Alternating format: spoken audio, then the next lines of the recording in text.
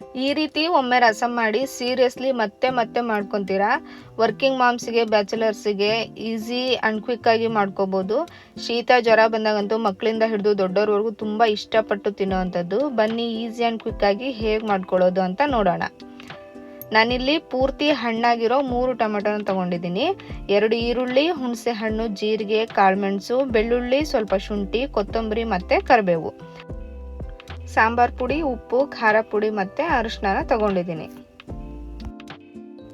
Tomato ಮತ್ತು ಈರುಳ್ಳಿನ slices ಆಗಿ ಕಟ್ ಮಾಡ್ಕೊಂಡಿದ್ದೀನಿ.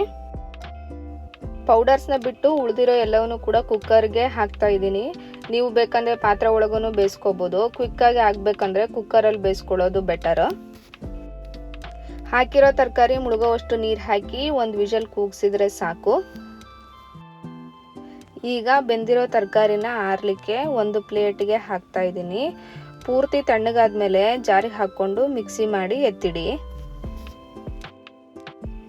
ನೆಕ್ಸ್ಟು ಒಗ್ಗರಣೆ ಕೊಡಲಿಕ್ಕೆ ಒಂದು ಪಾತ್ರೆಗೆ ಎಣ್ಣೆ ಹಾಕಿ ಬಿಸಿ ಆದ ನಂತರ ಸಾಸಿವೆ, ಕರಿಬೇವು ಹಾಕಿ ಮಿಕ್ಸಿ ಆಗಿರೋ ಮಿಶ್ರಣವನ್ನು ಹಾಕಿಬಿಟ್ಟು ಖಾರದ ಪುಡಿ, ಅರಿಶಿನ, ಸಾಂಬಾರ್ ಪುಡಿ ಮತ್ತು ಉಪ್ಪನ್ನು ಹಾಕಿ ಬಾಡಿಸಿ.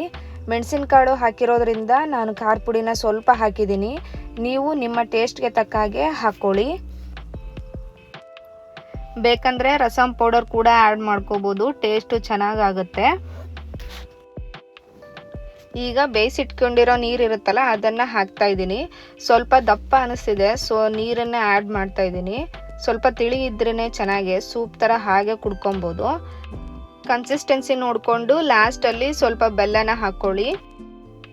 ಲಿಡ್ ಕ್ಲೋಸ್ ಮಾಡಿ ಚೆನ್ನಾಗಿ ಕುದಿಲಿಕ್ಕೆ ಬಿಟ್ಬಿಡಿ. ಚೆನ್ನಾಗಿ ಕುದಿ ಬಂದಮೇಲೆ ಲಾಸ್ಟಲ್ಲಿ ಕೊತ್ತಂಬರಿ ಸೊಪ್ಪು ಹಾಕ್ಕೊಂಡ್ರೆ ಮುಗೀತು.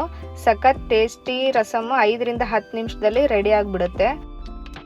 ನೀವು ಒಂದ್ಸಲ ಟ್ರೈ ಮಾಡಿ, ನಿಜವಾಗ್ಲೂ ತುಂಬ ಇಷ್ಟಪಡ್ತೀರಾ. ಇನ್ನು ತುಂಬ ವೆರೈಟಿಯಲ್ಲಿ ರಸಮ್ ಮಾಡ್ಬೋದು. ನೆಕ್ಸ್ಟ್ ವೀಡಿಯೋಸಲ್ಲಿ ಹೇಳೋಕ್ಕೆ ಟ್ರೈ ಮಾಡ್ತೀನಿ. ನಿಮ್ಮ ನಾಳೆ ಇಂದಿಗಿಂತ ತುಂಬ ಬ್ಯೂಟಿಫುಲ್ ಆಗಿರಲಿ ಅಂತ ಹೇಳ್ತಾ, ಇದೇ ರೀತಿ ಈಸಿ, ಕ್ವಿಕ್ ಆ್ಯಂಡ್ ಹೆಲ್ದಿ ರೆಸಿಪೀಸ್ಗಾಗಿ ನಮ್ಮ ಚಾನಲ್ನ ಮರಿದೇ ಸಬ್ಸ್ಕ್ರೈಬ್ ಮಾಡಿ, ಲೈಕ್ ಮಾಡಿ. ಬೆಲ್ ಐಕಾನ್ ಪ್ರೆಸ್ ಮಾಡೋದ್ರಿಂದ ನನ್ನ ವಿಡಿಯೋಸ್ ಅಪ್ಲೋಡ್ ಆಗಿದ ತಕ್ಷಣ ನೋಟಿಫಿಕೇಶನ್ ಬರುತ್ತೆ. ನೀವು ಥಟ್ ಅಂತ ನೋಡ್ಬೋದು. ಮತ್ತೆ ಮುಂದಿನ ವಿಡಿಯೋದಲ್ಲಿ ಸಿಗುವ.